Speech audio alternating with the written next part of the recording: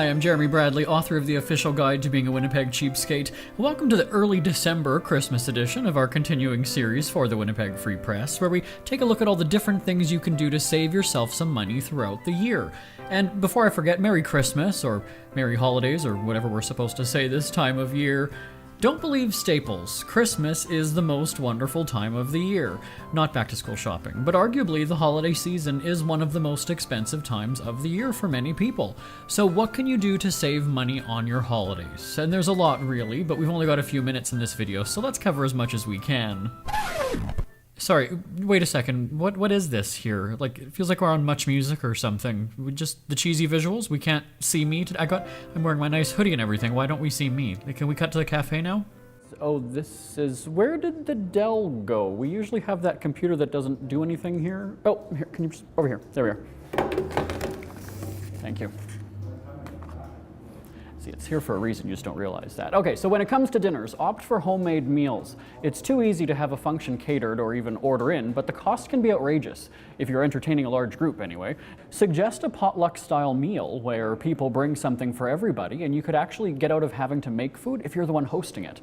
Now, I'm not suggesting to be a Scrooge, but there is something to be said for a host who has to coordinate the event and make sure that it runs smoothly in their own home. If you are responsible for making a dish and bringing it to a party, pick something that you like. If you're going home with leftovers, you can also opt for something that won't spoil quickly. You might as well have something that you like rather than going home and throwing out the crusty, bland leftovers.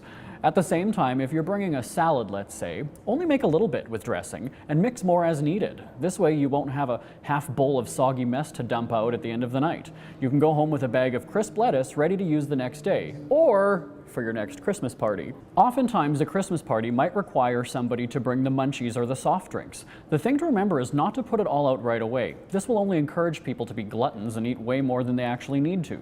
The munchies are simply there to tide you over until the actual meal comes out.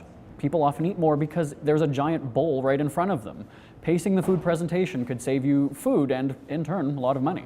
So how about the decorations? Unlike Halloween, Christmas decorations are often up for much of December and early into the new year. The mistake that I made the first year I was living in my own house was that I overbought and could decorate the entire house with all the extra stuff. Talk about a waste of money. It is easy to get lost in the beauty of ornaments, but there can be too much of a good thing.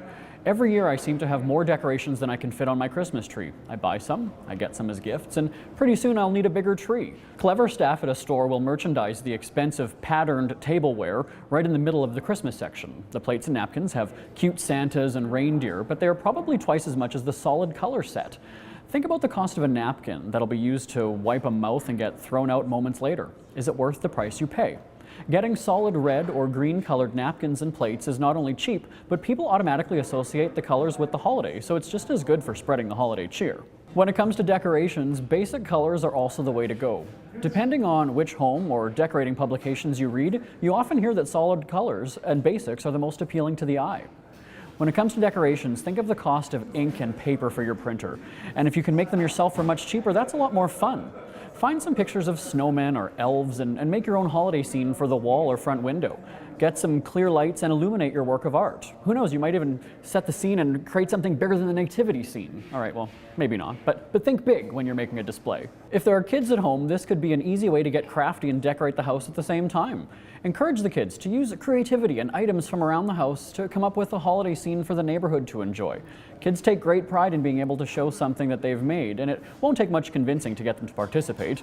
Hopefully, again, it'll save you some money this holiday season. And you'll need it with bus fare going up like it always does. Remember to follow me on Twitter at FP Cheapskate, and you can also go to cheapskatebook.com to get a copy of the official guide to being a Winnipeg Cheapskate. Use the coupon code WFP for a 30% discount. For the Winnipeg Free Press, I'm Jeremy Bradley, wishing you a very happy holiday season. Oh, here he is. Merry Christmas.